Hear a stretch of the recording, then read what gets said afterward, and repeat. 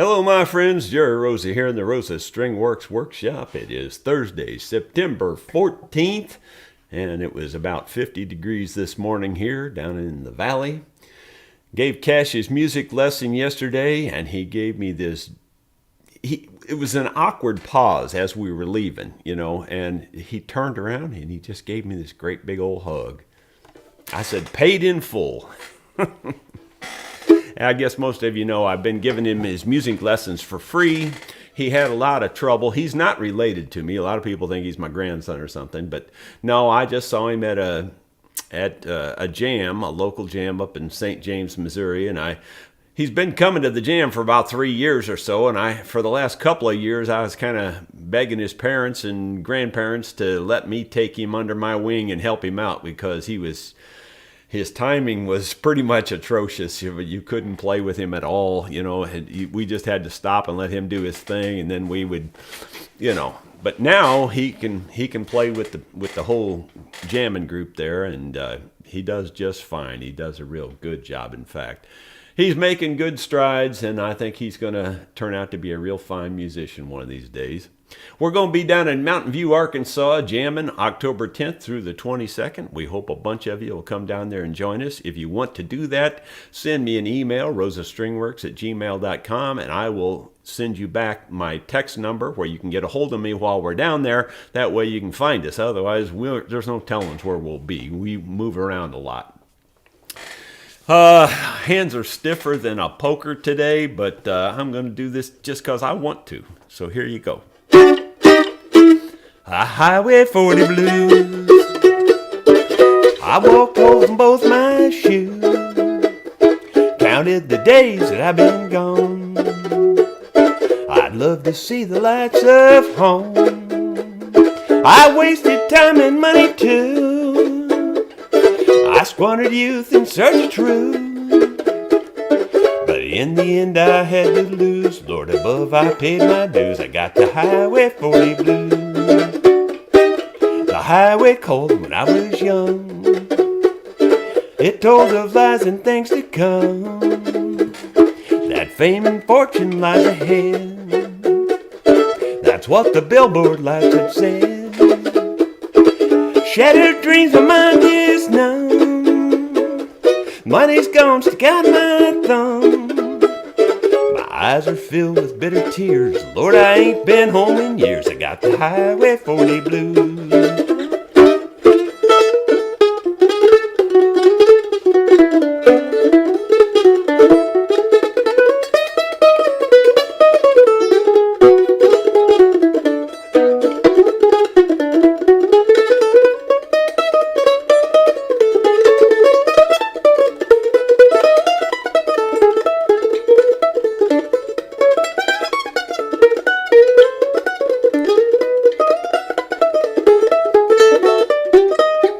Lord, I've rambled all around like a rolling stone from town to town. Met pretty girls, I'd have to say. Only one of them can make me stay. And I played in music halls and bars. Had fancy clothes and big fine cars. Things a country boy can't use. Dixieland, I sure miss you. I got the Highway 40 blues.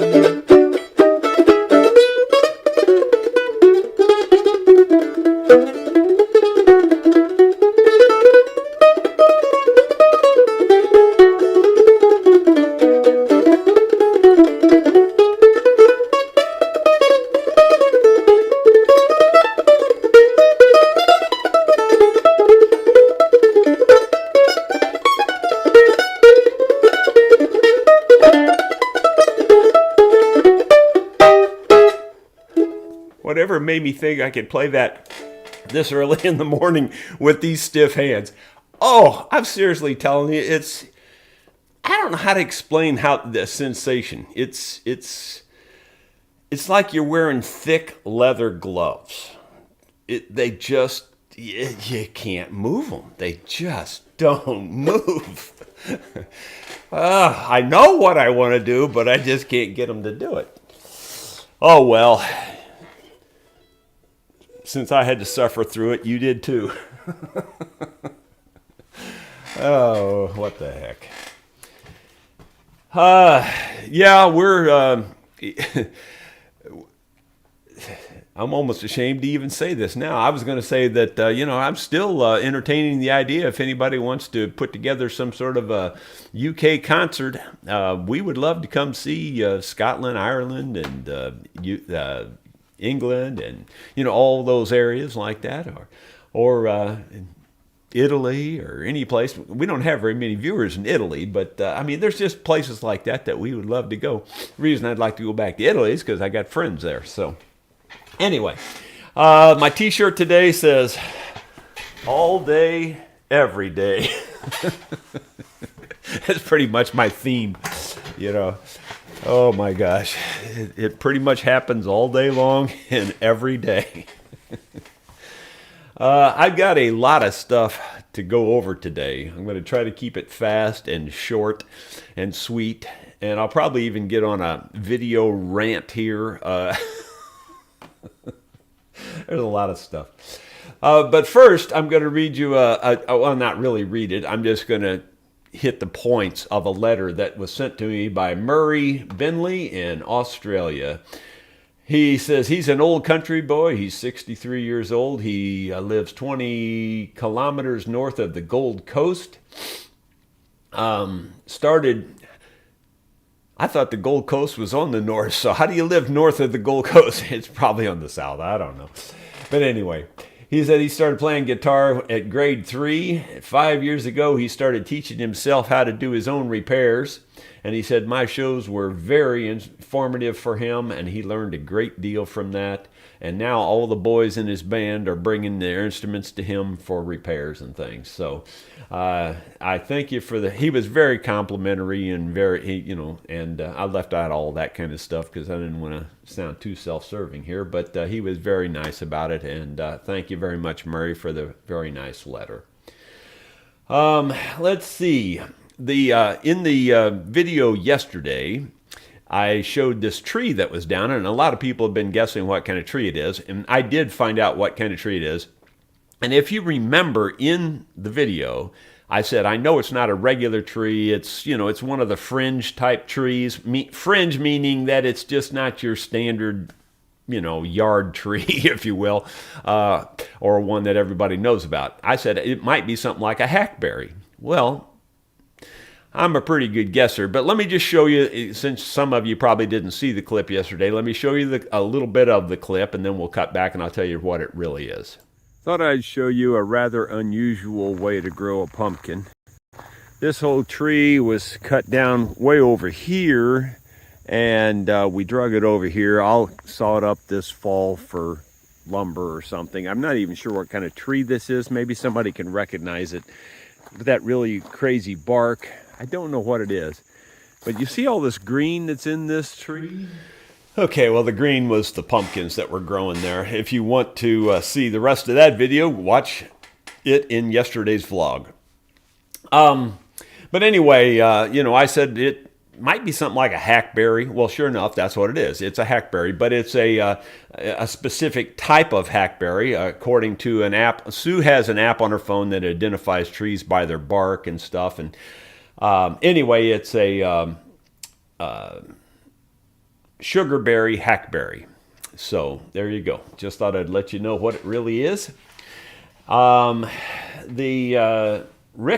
Sinkfield, and I say Sinkfield, I'm not sure about the last name. He left a voice message on my phone, and he was calling about the, I had said something about filling the pores in the antler saddles, and that Caleb might want to, experiment with that and try to make them solid, And according to Rick, the way to do that is to use these thin Starbond CA glues, and also use the sanding dust off the antler as kind of like a bonding agent type thing. And so, Caleb, I'm throwing that out there to you. Hopefully you'll watch this video and see that. So there you go. But thank Rick for the idea. I hadn't thought about using the dust with it. That might be a real good way to make it look good. You know what I'm saying? Because you can fill the pores with the CA glue, and I really think it makes it solid. But, you know, you can still see it. But I think if you did, you know, put the dust on there first, it would make it look better. And then you could sand it down smooth, and it would look real good, you know. So I think that's a good idea. I had a few metal detecting finds. Some of these, I'll show you the ones from, these are just stuff that's been in my pouch, and I haven't even taken them out and cleaned them until like yesterday. And I'll just show you a few of them. They're nothing real special, but I thought this one was kind of unique in that, you know, I'm sure some of you will recognize it right off, but it's a big fishing weight, and it's really heavy. It's like 3 ounces. It's even still got the swivel on it where people tie it onto their line. And this was found on the pond bank. And, you know, what I can't imagine is using a weight this heavy. 3 ounces is heavy now. And anyway, you know, a quarter pounder is 4 ounces. So this is pretty heavy. Well, anyway, I found that on the pond bank there. And I can't imagine using anything that big and heavy in that little pond. But you never know. And then, of course, I found another little split shot weight in next to the pond. But I found these things, and I don't really know where I found these. I don't remember, but can't really tell what that is. It's steel. Probably went to something. This is kind of unique in that it's a piece of, I guess you'd call that depression glass or something like that.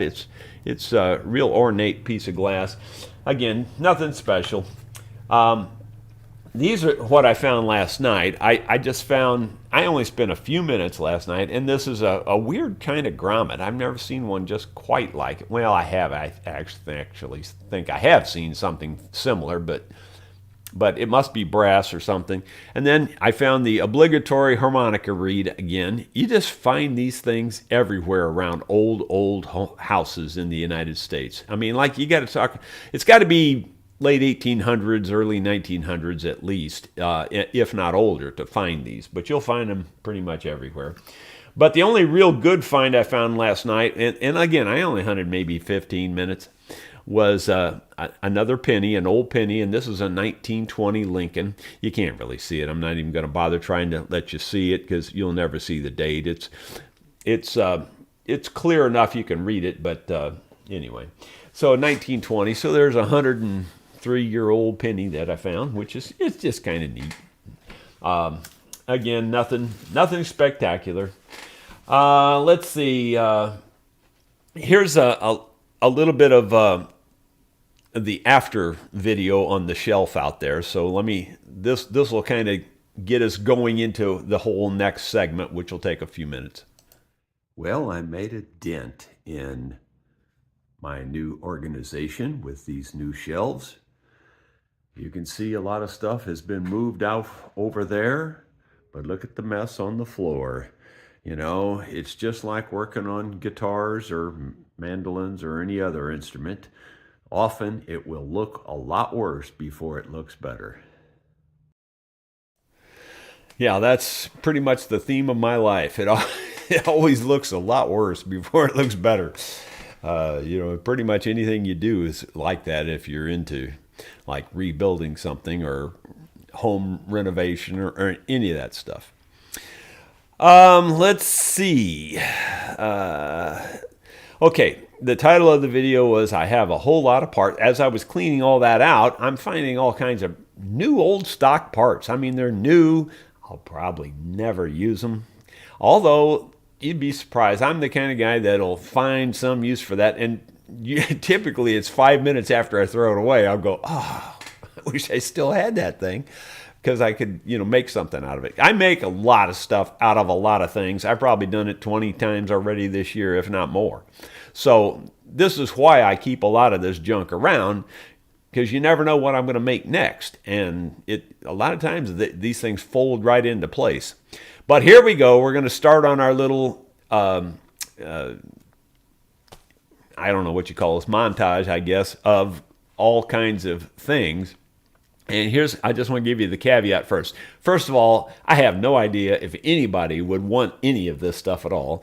But if you do, you can, go back and watch the I'm not going to pause very long on these things, but you can go back and watch the video again later and pause on the item you're interested in and get the numbers off of it and etc. And because I don't know what a lot of this stuff fits anymore, but I tried to show the numbers so that if you are interested in any of this stuff, you can have it for free.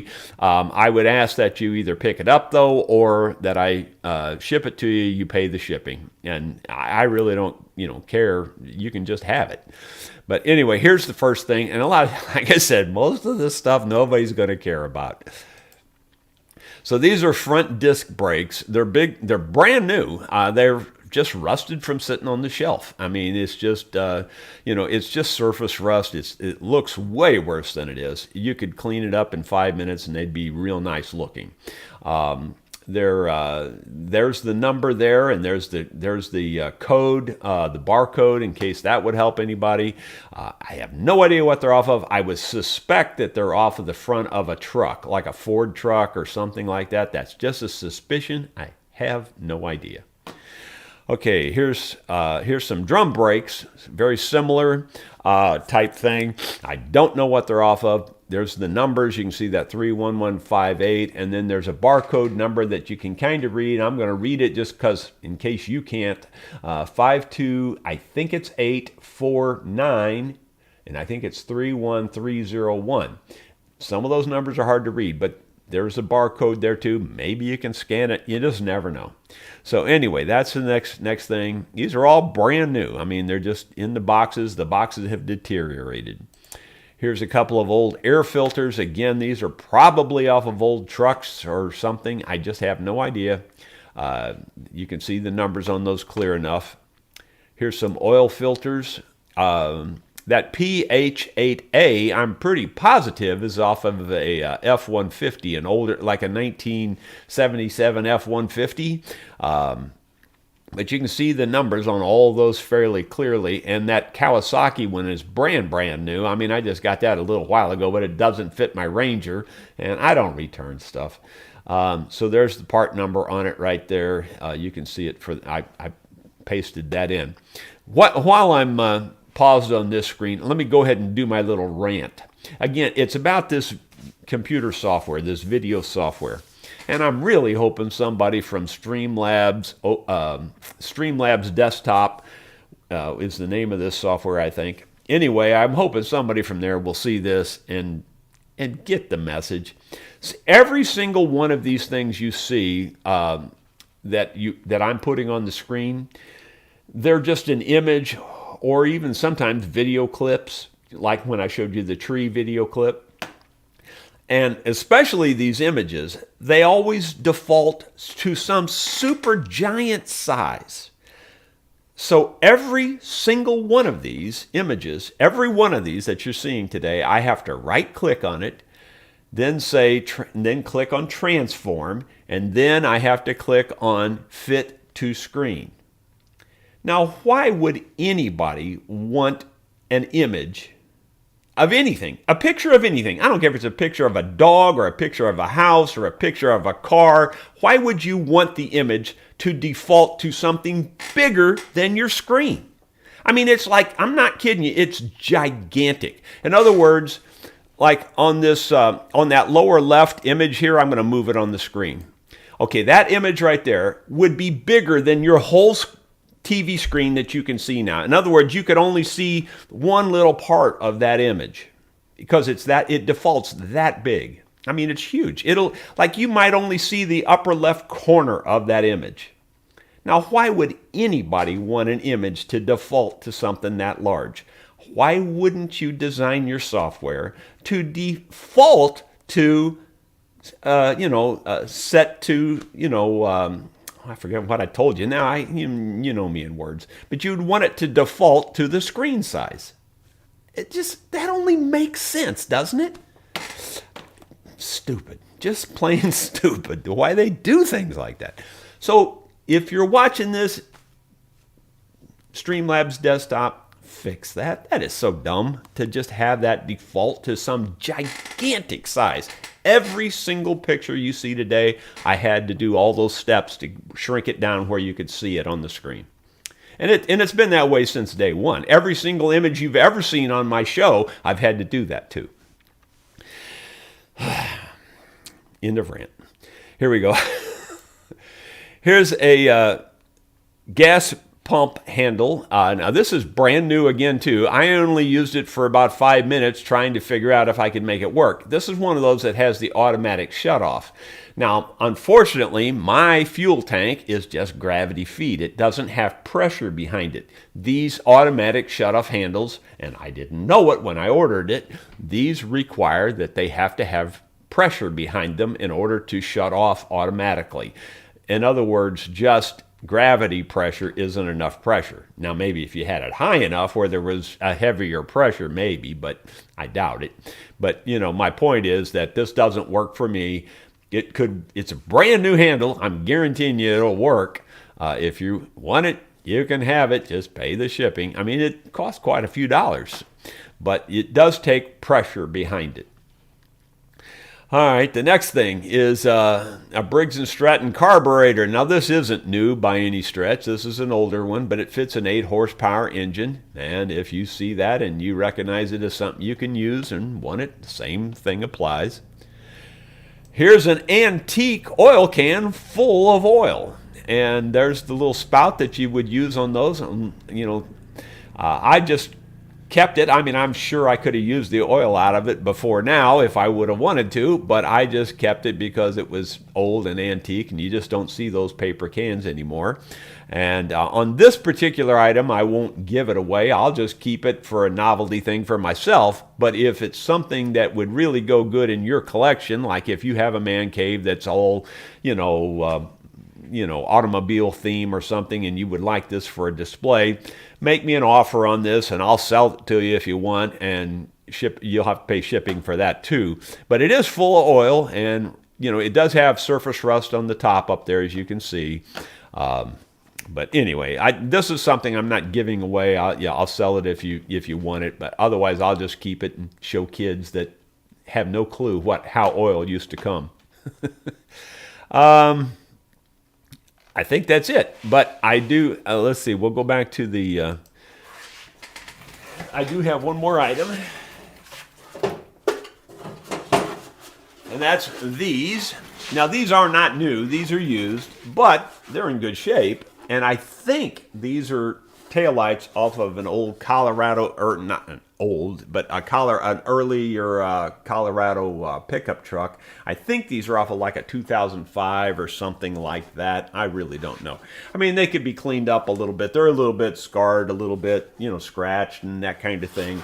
But if it's something you want and you think it would work for you, again, same deal. You have them if you pay the shipping or come pick them up, either one. That's all of it, I think. I think that's it. Let me look down here and see if I have anything else on the list today.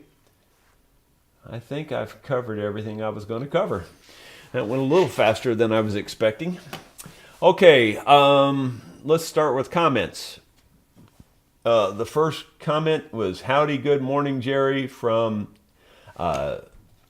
Newt Edvin in Norway. Back to you there, buddy. William Pagan says, "Good morning, Jerry and everyone from Chirac, formerly Chicago, Illinois." I didn't know that. Greatly enjoyed your time travel short video. Time travel short video. Oh, that was on the refrigerator, I think, where I said you could be instantly transported back in time to before refrigerators made ice cubes, because my stupid refrigerator, it's froze up again. It's a piece of junk, just piece of junk. I would not recommend a Samsung refrigerator to anybody if you want ice. I mean, they work fine otherwise, but if you want ice, get something else. And of course, I think all of the new modern refrigerators have these same problems. So good luck is all I can tell you.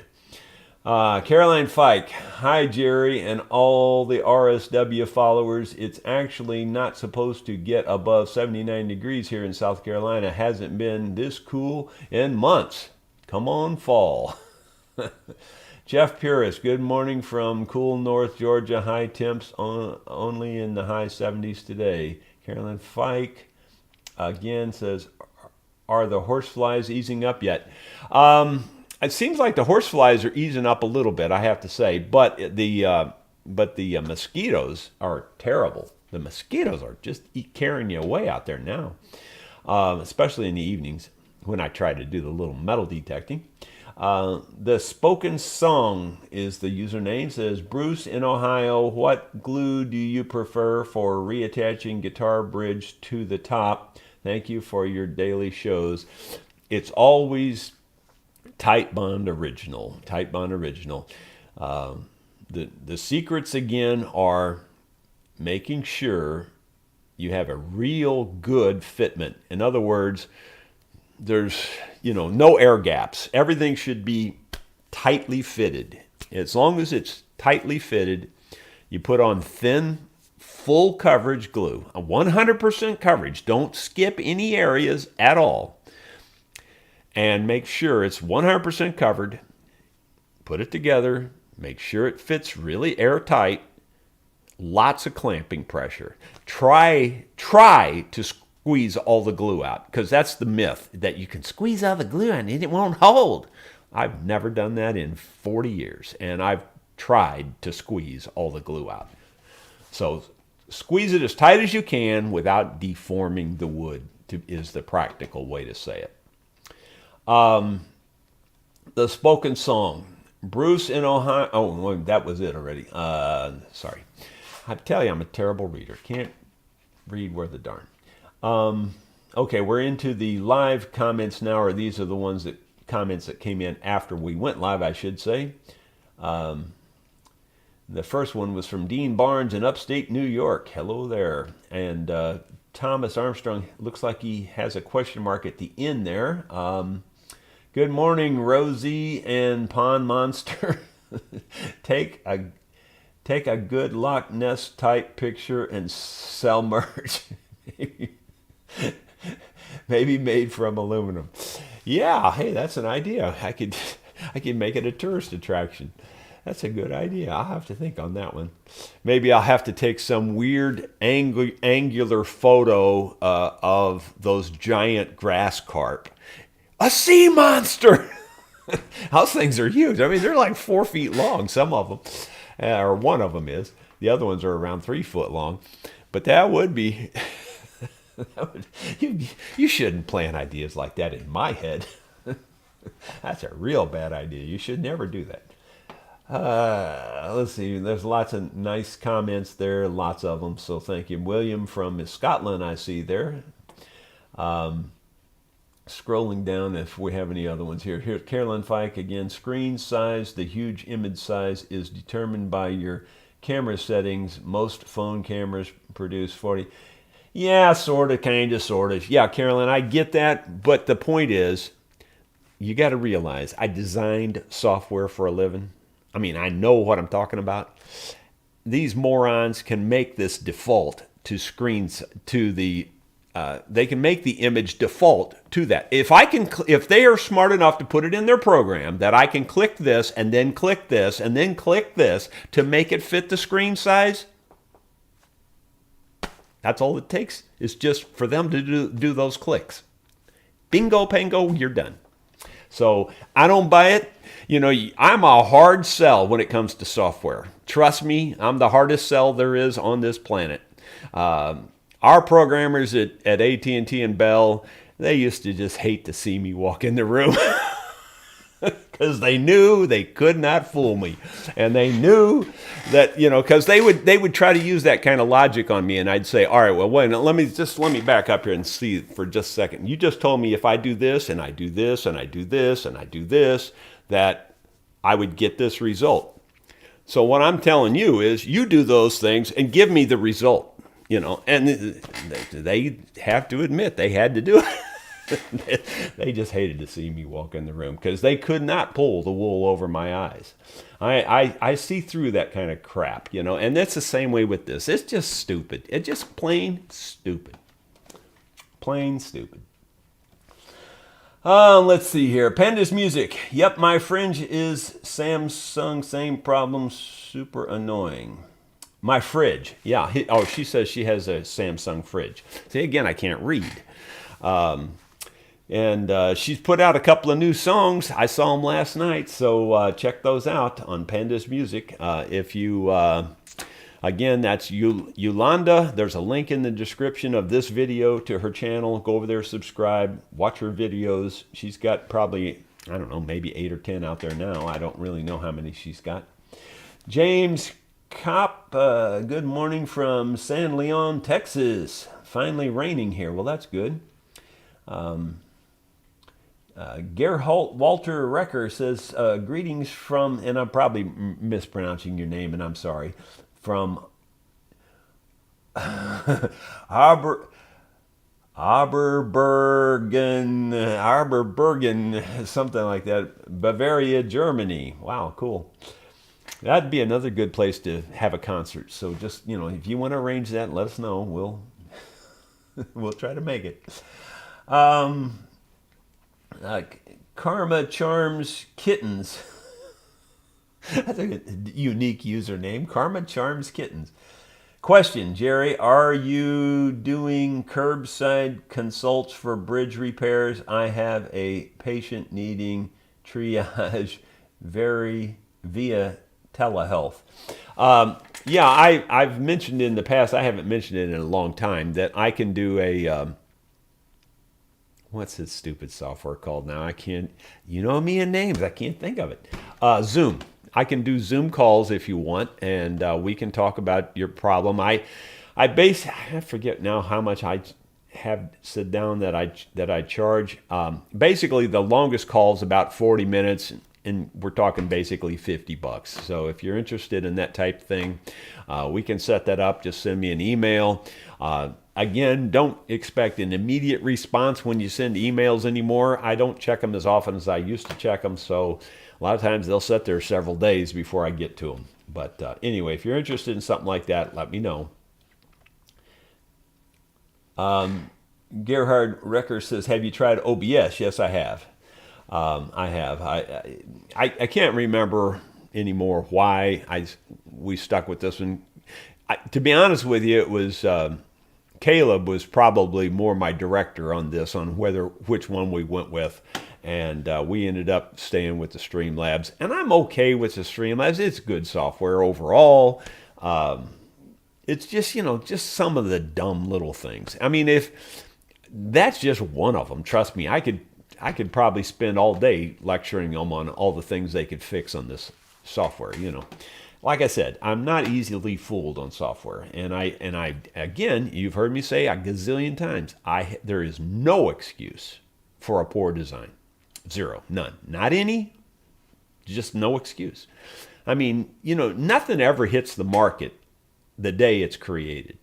Everything gets prototyped. Everything gets checked out. Everything gets tested. Everything gets looked at a bazillion ways. They do focus groups on them and all kinds of crap. And yet it comes out with a bad design. There is no excuse for that. Zero, none, not any. Too bad. So sad. I don't accept it. Okay, he says, thank you. I will be in touch via email. Okay, great. I'll be looking for it. I'll try to remember to check it. Sorry, you know. Gerhard says again, funny how you pronounce my name. I have an Epiphone Blues Deluxe. Would be okay to jam here at my site. Yeah, well, sure. William Pagan just popped up there, or Pagan.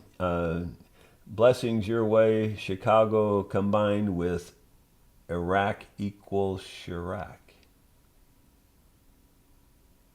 Oh. Okay.